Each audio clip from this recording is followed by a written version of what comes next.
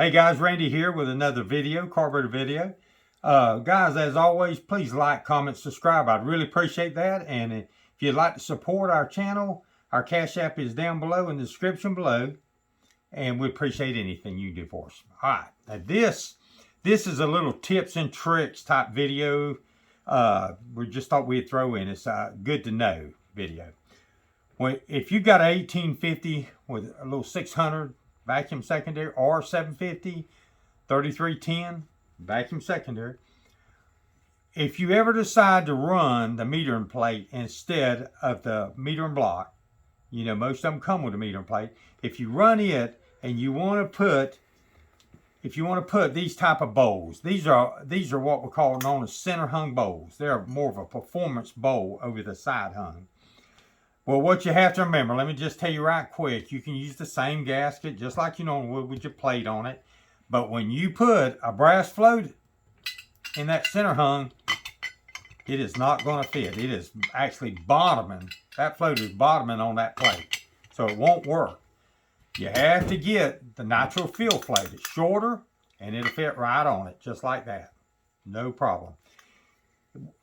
If you bolt that up, you'll know it very quickly. You'll know because it will not shut the needle and seat off. It will just flood like crazy out the back. And that's just a little tip and trick to make it easier for you when you do go to these type bowls. You know, you have to run a dual line. Just get you either a chrome dual line or you can get them real nice dual lines that fit different lengths.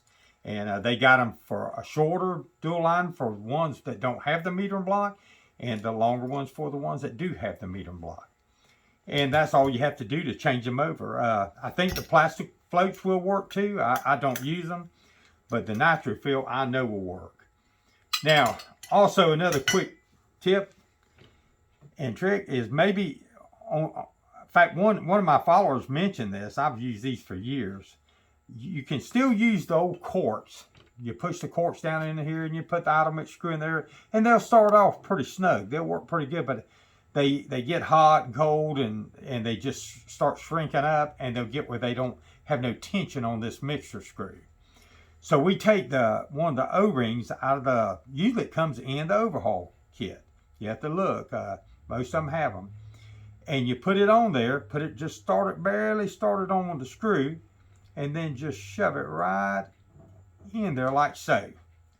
Now a lot of times I'll take something, just go around it and make sure it's good and bottomed out, and then I'll take my screwdriver and just run it down.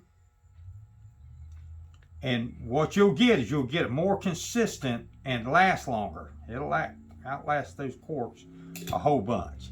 They got just the right tension on them, and I think they're either the smallest O-ring in the kit or the next to the smallest. You'll have to try it. If it's too small, it'll just slide right in the hole. If it's the right one, it'll go over that screw kind of tight, and you'll push it down in there. It'll fit tight against the outer wall of this mixture housing where the mixture screw goes. And it'll last 2 or 3 times as long at least as the quart.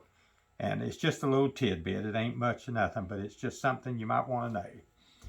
All right, guys, this is just a little short video. We appreciate it, and we'll catch you on the next one.